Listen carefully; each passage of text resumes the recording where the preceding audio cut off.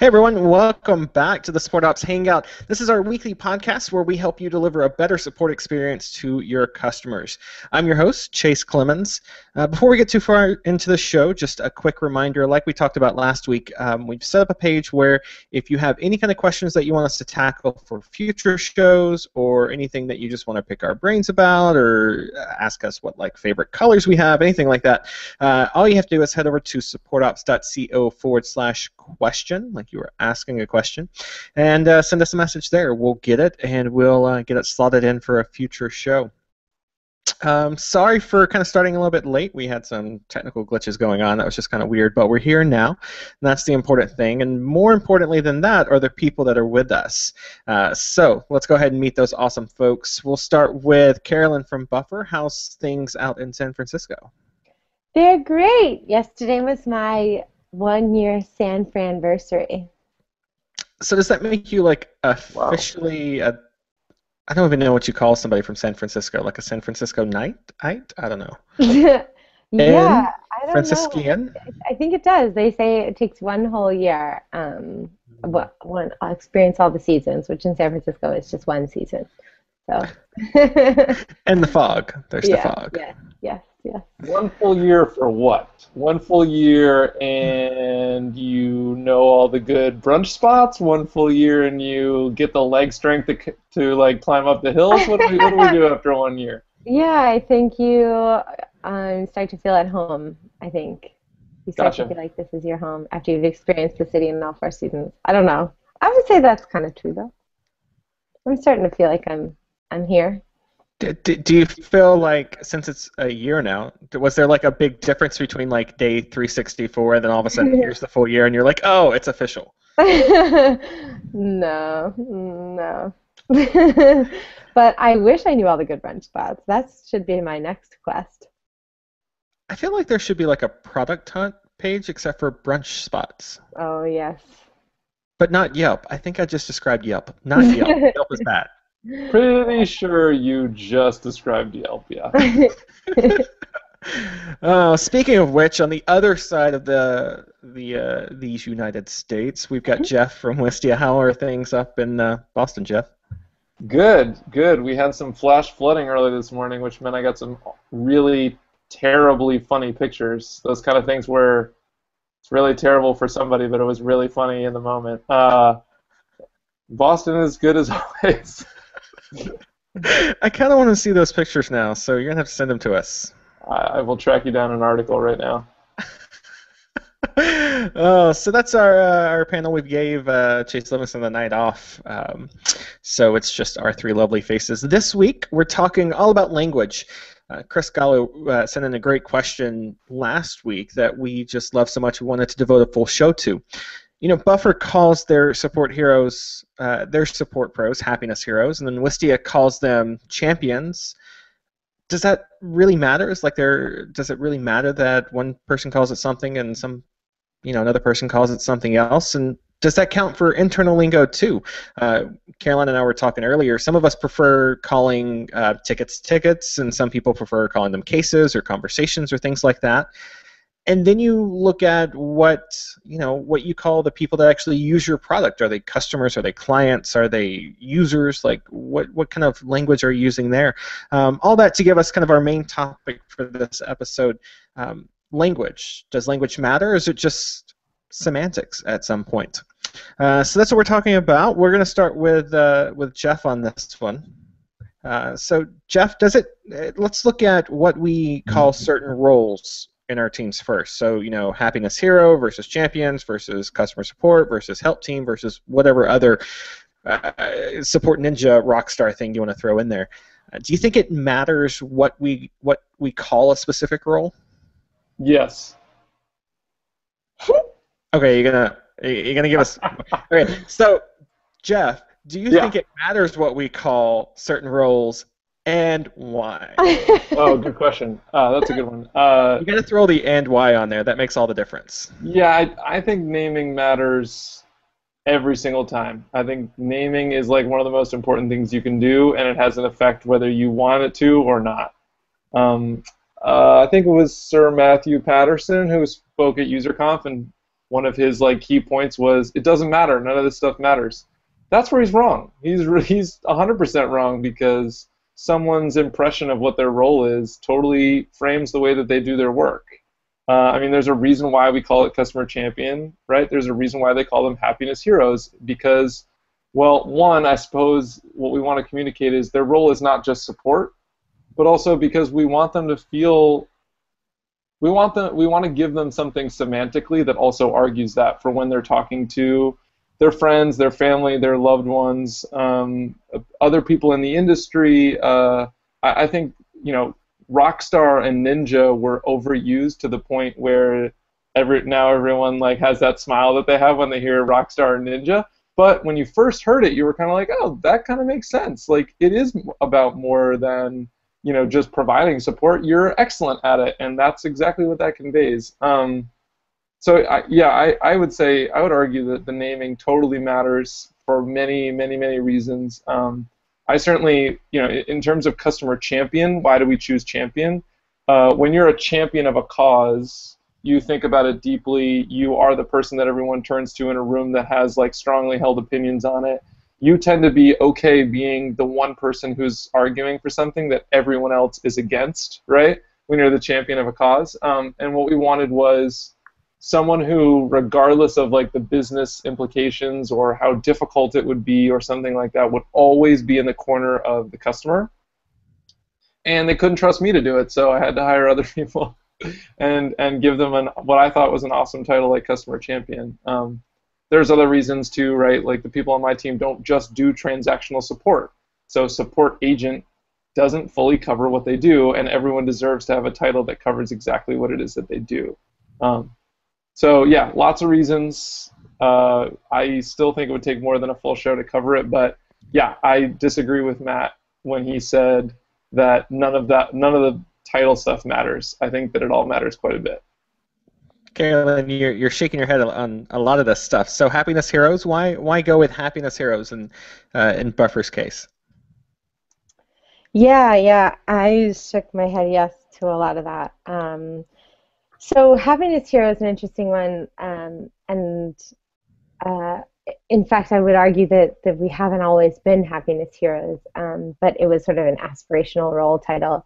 So happiness hero is, I think Jeff hit it on the head when he said that, like, yeah, customer support representative is like not only what they do, like they're not just answering the question that you could have read off of an FAQ. They are thinking about strategy and taking your feedback and thinking about ways to improve the product. And probably about a year ago, I had a really useful conversation with Jeff, and he was just sort of helping me think through a couple of challenges. And he said, like, right now you don't have a happiness team, you have a support team. And so we thought about that and realized that, like, a lot of the energy that we were spending was just sort of incoming, as opposed to like figuring out how to take all that information and make it so that it was useful to the rest of the Buffer team, and be proactive with our support and figure out ways to make users happy. Oh, I just did it. I called them users, without, you know, necessarily just only responding to questions. And so, yeah, I think that realizing that they're happiness heroes as opposed to just you know, customer support is a really key aspect to yourself, to your identity with a role. And the interesting thing there is also that you know, we try to do that. And yeah, I mean, I spoke after Matt at UserCom, so I was backstage for most of that, so I didn't hear a lot of it. But I know that he did put a slam into Buffer for using the word happiness hero. And I think it is a little bit, you know, at the end of the day, you know, customers don't really care what they're called, and they love that they're called happiness heroes when they're doing really well, and that you know, that when the customer is happy. And when the customer is not happy, they think happiness hero is really obnoxious, and they think it rubs salt into the wound. And like, so, you know, I don't know that it's for customers so much as it is for us. And so I would agree with Jeff's comment there. Yeah, it's definitely, definitely for the people working internally first and foremost. At least that's the feeling I get whenever I see names and titles like that.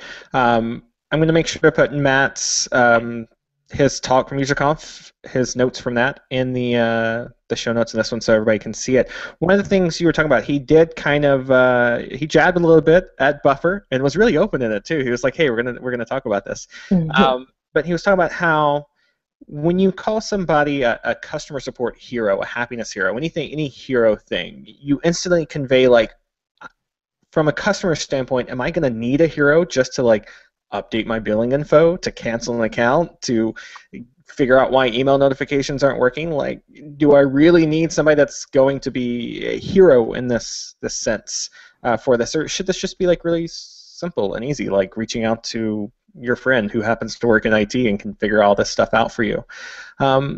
Which brings up an interesting point. Carolyn, you mentioned that internal versus external. What kind of pushback have you gotten from customers as far as the happiness hero terms go? Because we can sit there and we can talk about it all day long as far as like what the support industry thinks, but that doesn't really matter. It's how customers are seeing this. So do you find that customers are generally cool with that? They like it? It's fun? Or are they just kind of like worn out on titles like that? Yeah, overall, people think it's fun and they like it, and they get a really prompt response that does go above and beyond. And it's not just, yes, you can do that, but here's the next 3 questions that you might have asked, and also I'm going to offer to call you on Skype if you'd rather talk through this. And like I experienced a hero. Like I loved that. I would say that's the way more traditional experience that we give. But yeah, every now and then, probably about once a month or so, somebody says, my problem is still not solved. It's not cute that you call people happiness heroes when, it's just masking the fact that they can't really do anything for me right now. And yeah, I don't disagree with that feeling. Don't spend time being cutesy if you can't just meet the basic needs. And obviously that's rare, but every now and then it happens. But yeah, I don't know that it's necessarily worth changing. I mean, we also get some pushback on our sort of sunshiny, rainbowy, kitten-filled, sparkly language, which is like, really super friendly and does delight a lot of people, and a lot of people are like, wow, I just want to email you every Monday so that every Monday morning I get like this really happy email back in my inbox. And some people are like, I just want to hear the answer. So yeah, it doesn't work for everybody, and we know that. And I don't know that there's a great solution for that, but overall, in the whole, people seem to like it, and I think it just makes them sort of smile a little bit, and that's all it's really supposed to do. You brought up a great point right there with the customers that the customers that don't like it are the ones that are kind of upset that you're not meeting like a basic kind of thing. So it's going to flip over to Jeff, and I'll tell you what, Jeff, let's go with what you were going to say real quick. Well, what I was going to say, I won't pretend that we did any pre-thinking on this, but first of all, I don't think anyone's ever said anything about customer champion before, so I'm kind of bummed to hear that Carolyn's had pushback on that. But when someone does, say, like, why do you call them customer champion, right? Or when like a customer asks why, rather than saying I wish that you didn't, or they're upset, they're just kind of probing like why. Well, they're a customer they're a champion for the entire customer base. It doesn't mean that your particular issue is the one that, like, I want everyone on my team to think is so important, right? If you're asking us to build whatever, some sort of feature that is only useful for you, right? You want to be able to add, like, cat ears and a nose onto everyone in your video with just a button click. And you really think that that's going to be, like, the next big thing that takes off. And you're like, well, what kind of customer champion are you if you can't do that? It's like, no, I'm the champion for all of the customers, right? And that sometimes means that I can't help you with your immediate issue, but what I'm supposed to be doing is helping all of our customers with all of their issues, right? It's the same reason why we don't, this is another show that we did, but it's like the customer on a whole, their experience tends to be right. but it doesn't mean every single customer gets their way. And that's not what like a support agent of any name is there for. So I don't know, that would be my personal argument against like someone who is up in arms about the naming aspect is like, well, I may not have made you happy, and I'm really bummed about that. I'd actually like to help, but my job is to make everybody else happy, and I try to go above and beyond for all the people that I can. So again, like, let's go back to the start. How can I make you happy? But in terms of the other 100 people I've talked to today, like, they were pretty pleased. I'd have to say, 1 out of 100, I'm doing pretty good. So yeah, I've never had any pushback on the term before. And actually, I get a lot of people, maybe I'm just lucky and I cherry pick it really well, but once in a while when I jump in, I get a lot of really great feedback on Director of Customer Happiness, which is my title. People tend to really love that, although they also use it as leverage, right? Like, you know what would make this customer really happy, Director of Customer Happiness, is if you gave me $100. And I'm like, oh, that's great. That's so cool. Well, I'll see you later. Anyway, I kind of went off on that, but Chase, was there something else that you wanted to talk about? Yeah, I think, and you kind of alluded to it as well, you know, it's getting the basics right. You know, when you have 98 of 100 people that you've talked to today loving you and loving what you do, you've got the basics right at that point, as opposed to somebody like AT&T. Like when I have a problem with AT&T, I go to them and they've got that cutesy little @AT&T customer care handle on Twitter, and then they call their reps customer care reps. I've never come across an AT&T customer service rep that I felt really cared about what problem I had. And when I think about AT&T, I don't think about, like, the first thing that I think about is not, you know, oh, they really care about their customers. They don't. I mean, at the end of the day, they're there to make money.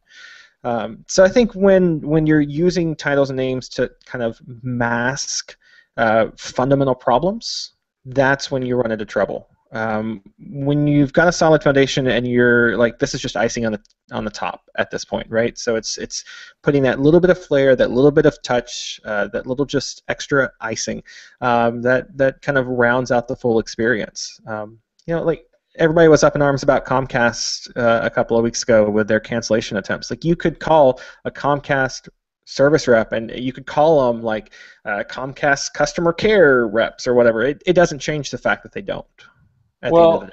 To Matt's, I mean, this is kind of wrapped up in Matt's point too. It's like, do you call people, you know, you don't need support Ninja if what they're helping me with is updating my payment information, right? But as we've talked about, I can't even think of how many times on this show, like, what we're talking about is supposedly more than just transactional support, right? And it's not fair to call someone a support agent if what they do is far more than support. If what they do is exactly support, then, you know, I think you got yourself a solid argument, Matt. But, I mean, from my side, I don't want anyone to have to email in about changing credit card credentials ever again. And if somebody on my team, like, goes through a conversation and is like, hey, this person was super confused about this, but I think we can fix it, then then they follow that, you know, they sort of wrangle that issue down to the ground and get rid of it. Like, that is totally unfair to then say, well, you're just a support rep, like, thanks for your help, you know, brah.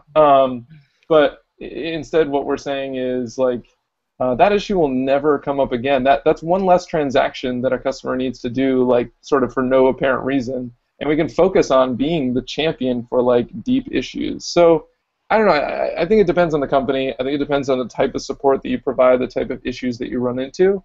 And I'm probably, you know, straw man arguing against some of Matt's examples. But, I mean, man, there's nobody on my team that, like, would say that they spend more than, I don't know, 10%, 5% of their time doing the sort of transactional support that falls into what I would consider a support agent's job. I mean, they are just, like, going crazy all the time on all of these different issues, and they're all nuts. Just reaching out to Buffer, no apparent reason, just dropping them emails, right? Just to give Dave props again.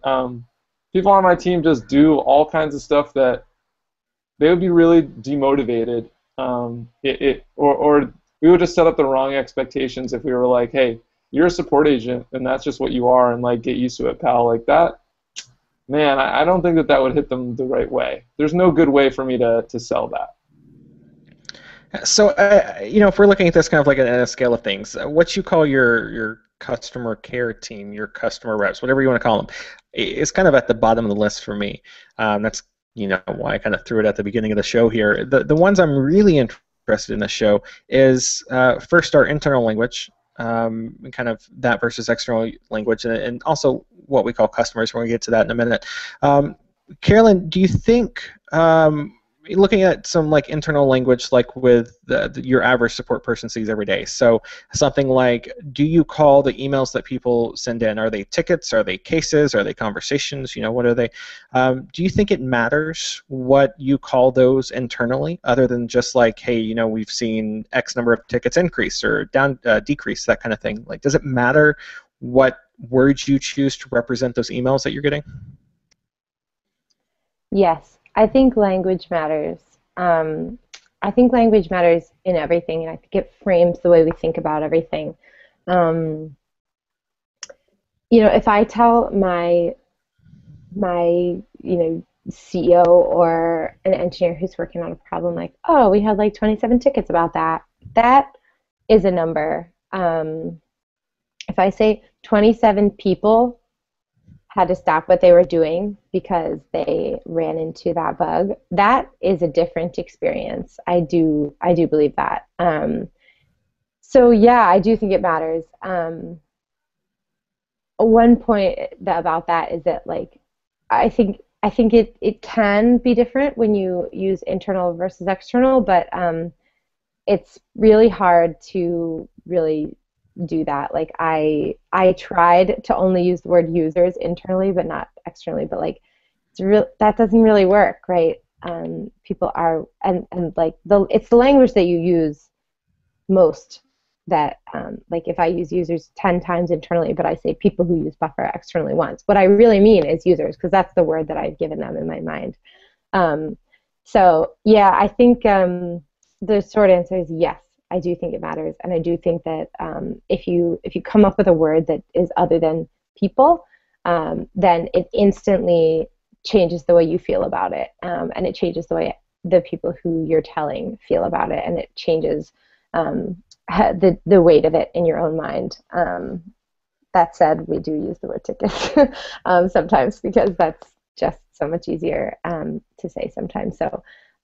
Yeah, we don't do that as well as I think we should, but I do think that it has an effect. Yeah, I mean, like, imagine if you said, just to take it really extreme, like, we had 27 complainers this day, as opposed to like, we had 27 people who helped us figure out that there is something wrong with the product. Like, those two things could be about the same exact number, and yet they feel so different. And like, obviously, you would never use that, but I think it illustrates the point a little bit that the language you use does change the way you feel about things.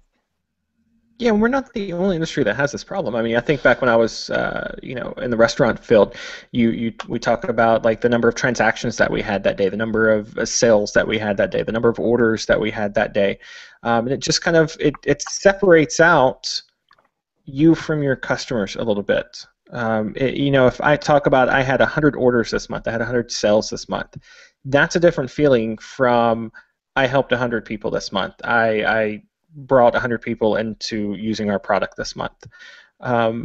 Jeff, what do you think? Just are we crazy talking here? No, I don't think you're crazy talking. I think that Carolyn said something that was really interesting, which is sometimes we say in tickets internally because it's just easier to say. I think that language matters. I think language matters hugely and to a huge extent. But I think my approach to it tends to be let's find the cases that feel negative, the ones that need to be turned around, and let's make sure we reframe them, rather than making sure every person who ever wants to talk about someone who uses our product has to walk over these hurdles. That's like a person in a job. Well, they might not be in a job, but they're like a person, and they care about them, and they may pay us, they might not pay us. It's unclear, but they logged in. Someone who uses the web and they log in.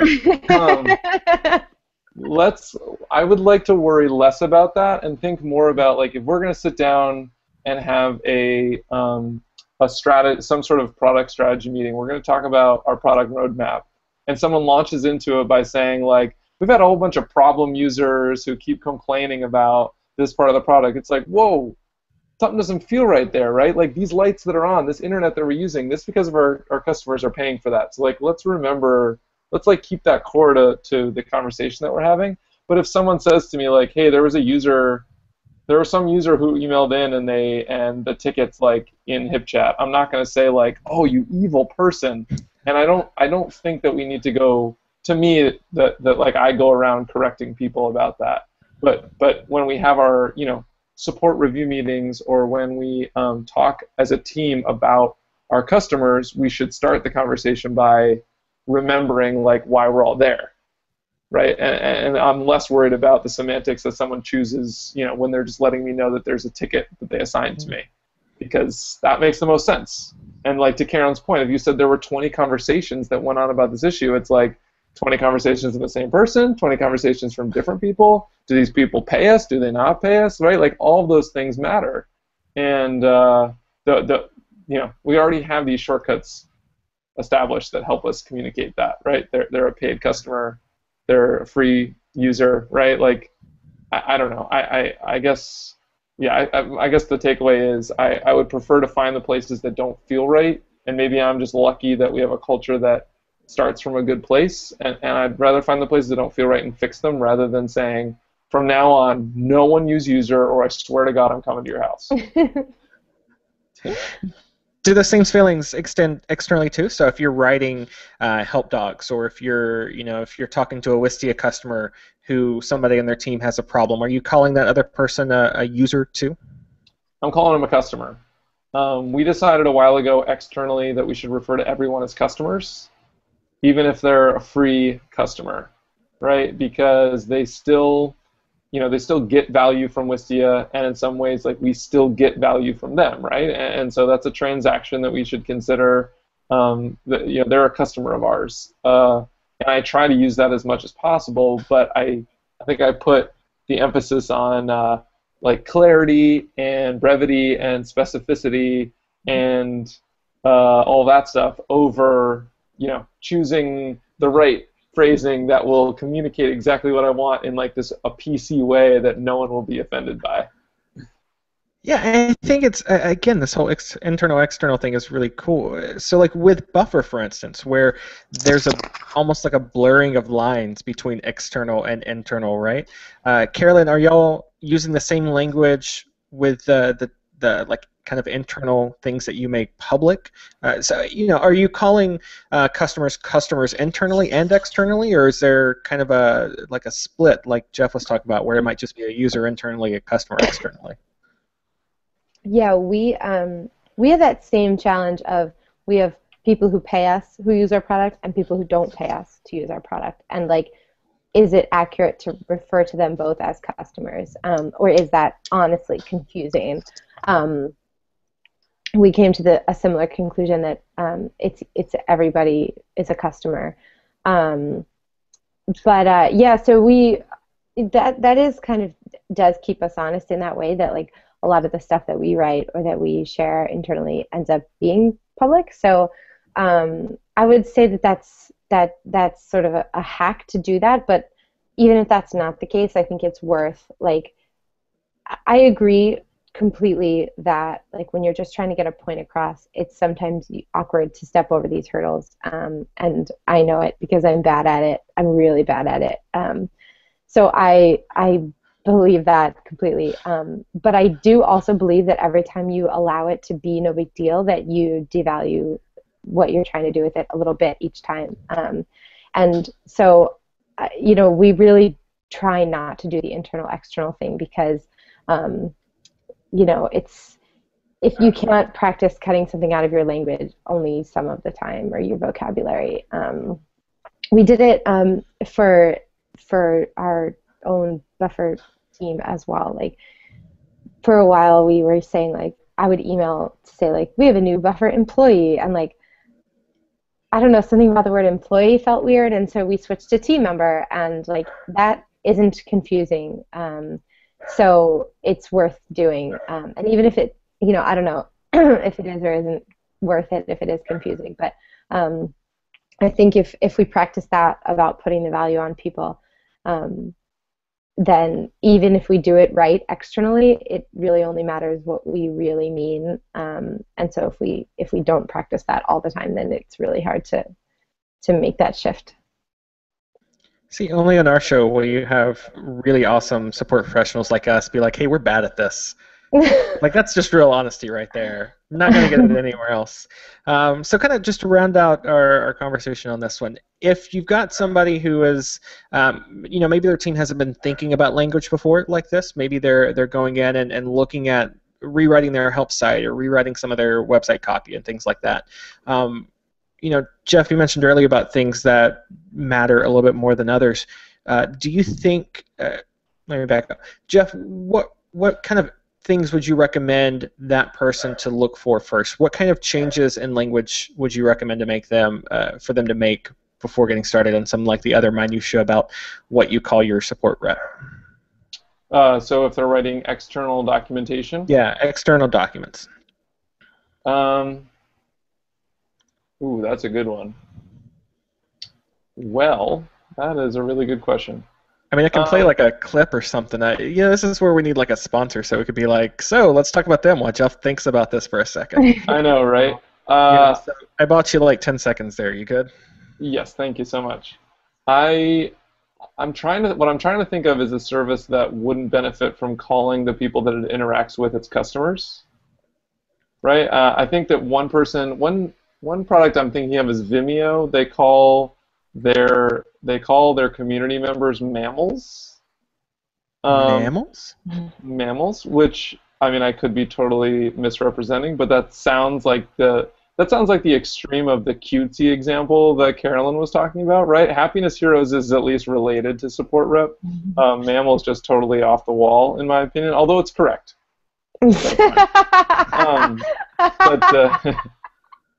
For us, we've chosen to refer to everyone as a customer because, I mean, to us it makes perfect sense to represent every case as the customer case, right? We try to start with the customer, so we might as well tell the stories. Any story that we tell should start with the customer, because that's where our thinking should start from.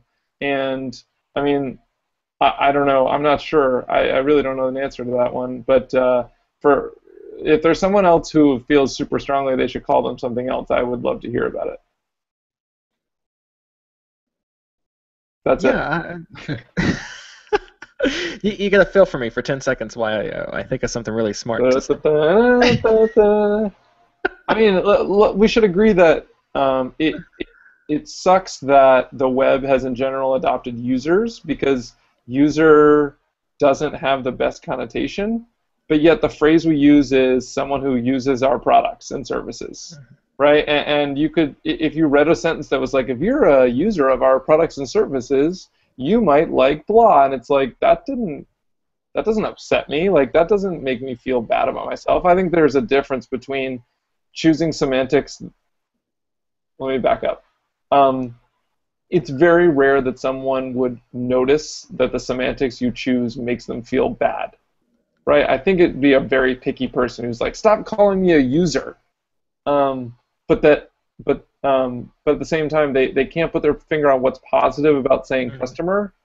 But for us, it feels like it follows the story better because it started with customer thinking. So it stinks that users become like a default, but I'm also not so displeased with that either. Yeah, there are higher things up on the totem pole. Again, it's that one is just the whole user versus customer versus client distinction. I can't get too big of an outrage about it. Like, let's go burn down some stuff and pitchforks, and I just can't do that. There are other things to worry about besides that. But yeah, I do think that while it's not like a death blow for a company to call its customers users, it will leave people going, something's just not quite there. Again, it's kind of like the icing on the cake. You got this great support experience, and then you call people users, and it just feels off just a little bit. I feel like we tend to look in the rearview mirror at someone who turned out to be a real jerk and be like, look at this post that they wrote like 2 years ago in which they call a bunch of people users. Like, of course they're a jerk, right? Like, the person was evil all along, and I totally knew it, and here's my evidence. They called people users And they said things like my team and my co-founder. Like we tend to we tend to ignore them when we feel positively about the person, and then we use them as great evidence that someone else is completely evil. Wow, that's deep. That's some deep stuff from Jeff. I wanna.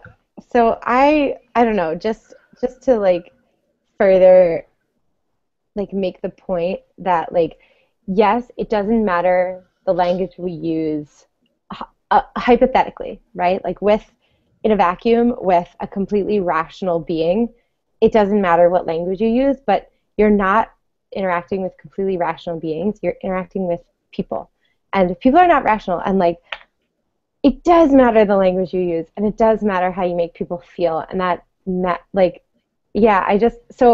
I'm just recalling a recent dentist experience where she hands me a piece of paper, and she's like, this is basically saying that you understand that your insurance may not cover what we think your insurance will cover. In that case, you'll pay the difference.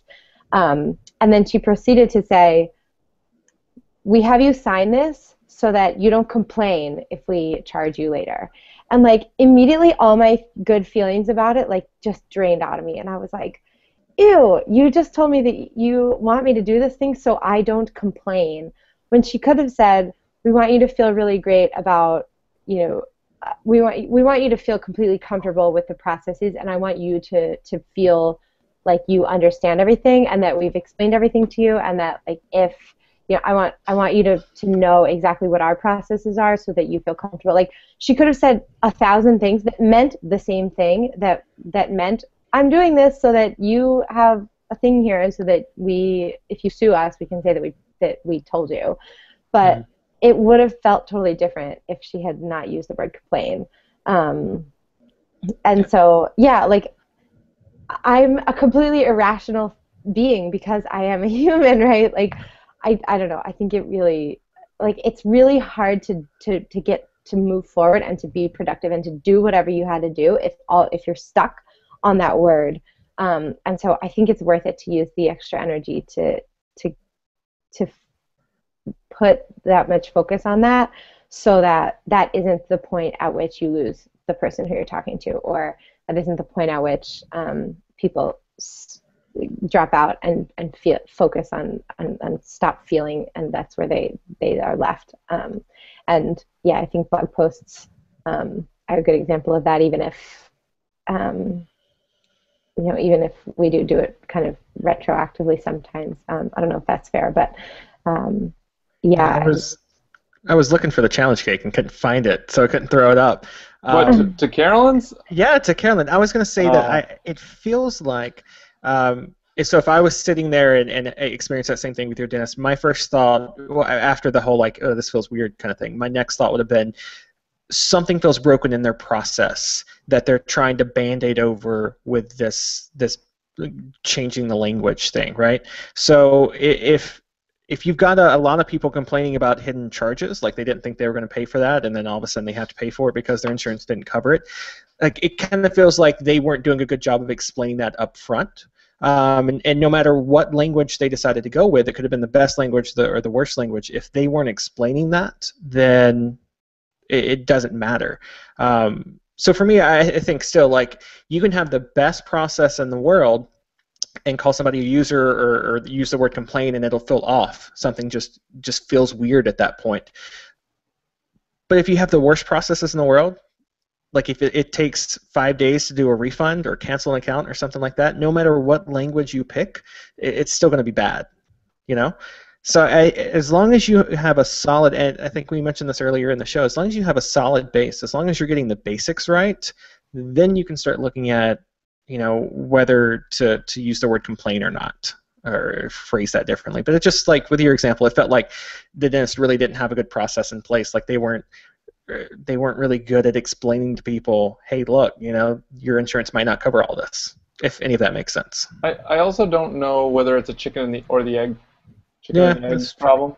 It's like, does the language you choose influence the decisions you make, or do the decisions you make influence the language you choose? And if you went into a company that everyone has said like, oh man, these people think like nothing of their customers, and he said like, okay, you guys are done saying users and you're going to start saying customers if things would actually change. I just don't know, but I do know that you're right, Carolyn. What I totally agree with Carolyn on is it's worth obsessing over because it means a lot to the people that invest in your product, and it means a lot to the people who come and visit your office and try to decide whether to join you. It's like that means that when you're on the outside, it does mean a lot if you spend a lot of time getting the little things right.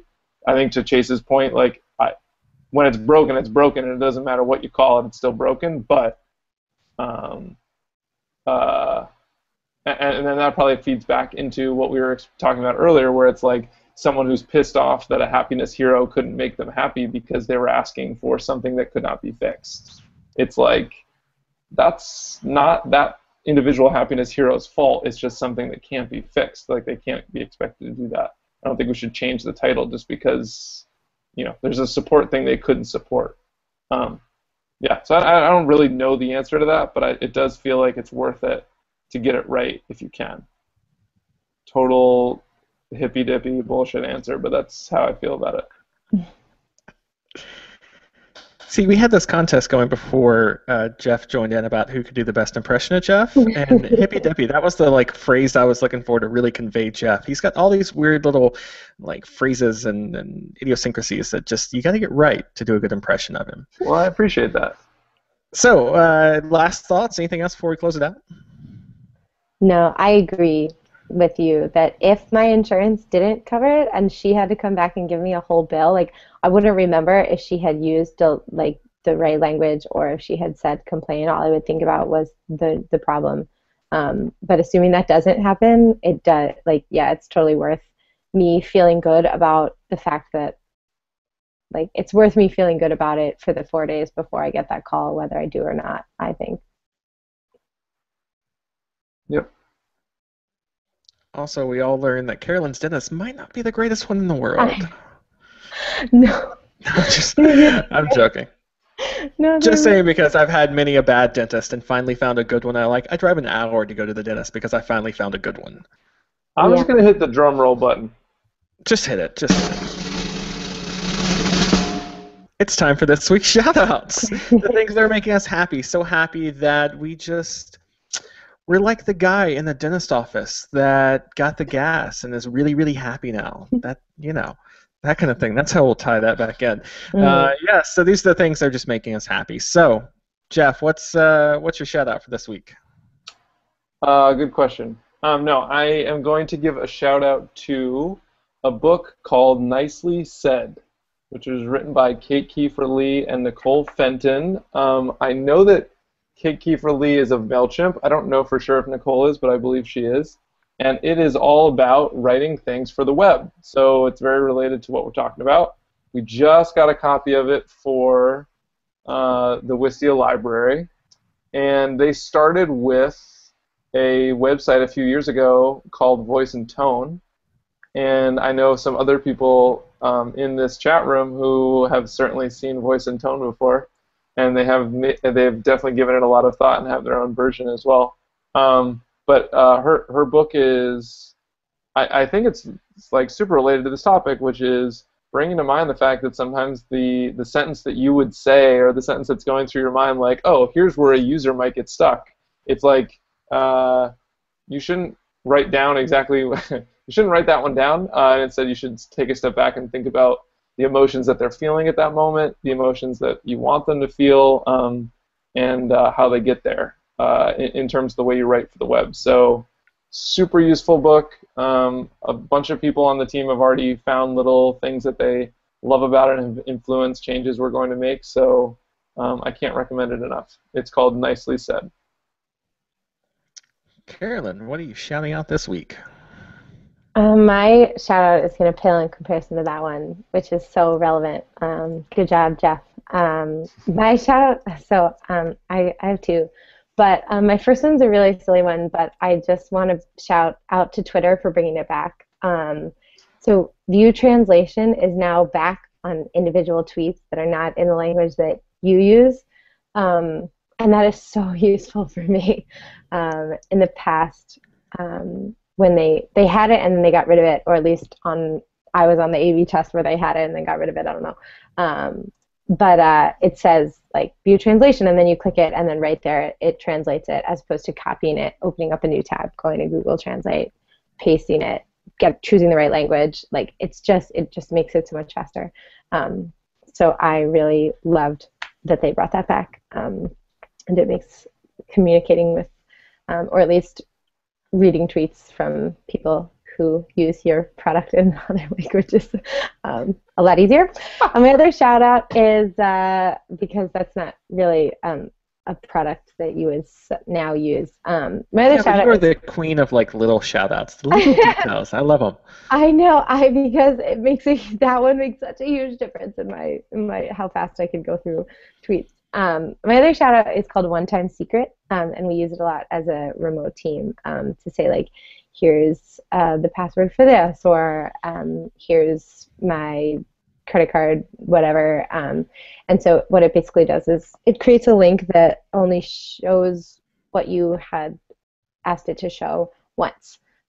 So we use that a lot for, because I can't just like walk over and give you a piece of paper with the credit card number on it and then like eat it to make it disappear. Like whatever. I don't know what people in real offices do to share these things. But we use One Time Secret a lot. And I tweeted at them to say thanks, and they responded. And we're really cute. So props to them for listening on Twitter. I'm also glad to know that that's how Buffer used to share credit card details. Carolyn ate a lot of paper. I ate a lot quick, of there's a paper. user coming. Eat it really quick. So actually, this is an embarrassing story, but a few years ago, well, many years ago, we did not have a way to save people's, like, people couldn't enter their own credit card information, so we used to have to take it over the phone and then enter it directly into a payment processing gateway.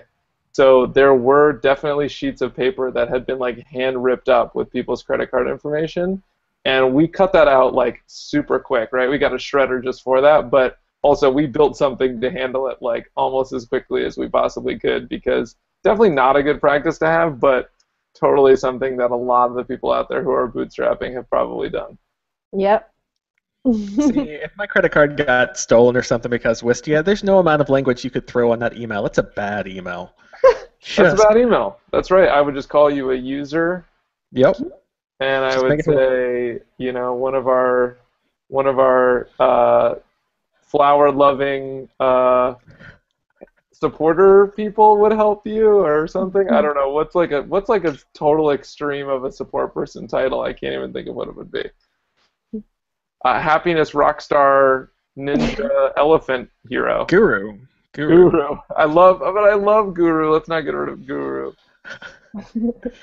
Oh, before we delve into any more crazy side talks, so my shout out this week is, it's kind of weird. So like, I don't know if it really made me like super happy this week or anything like that, but I did find it really interesting and something that other people should read about. City Lab, which is from The Atlantic, which is a great magazine. They run a site called City Lab. They had an article about spite houses, which they don't have them around here. I guess they might have them up where you guys live. They tend to be in bigger cities. Anyways, it's houses that are built just to spite other people around them. So like houses that are built specifically to block up your windows so you don't have any sunlight. Like you look out your window and there's a brick wall right there. Or they tell about a guy who the city decided to come in and take part of his inherited property and turn it into a street. So instead of like just giving up, he built a house that is literally 54 feet long and 10 feet wide. Mm-hmm. So 54 by 10. And decided to live in it just to spite the city elders that took his land away from him. So it's kind of a cool, just, something I never really noticed before, but now when I go into bigger cities, I'm going to be looking for them. So check it out. We'll have that along with all the other articles that we talked about and shout-outs and all that fun stuff in the show notes over at supportops.co, so make sure to check those out. If you get a chance, go ahead and shoot us a question. So supportops.co/question. And if you like the show, do us a favor, leave us a review on iTunes. If you do, you might get to see Sherman in an upcoming episode. It's totally dependent on how many reviews we get. So you hit a magic number, you get to see Sherman. It's that simple. or you can just share it around on Twitter if you want to do that. It's totally up to you. But yeah, give us some love there. Other than that, I'm Chase. Until we see you again, have an awesome week. Thanks for asking that question. Yeah, nice work, Chris.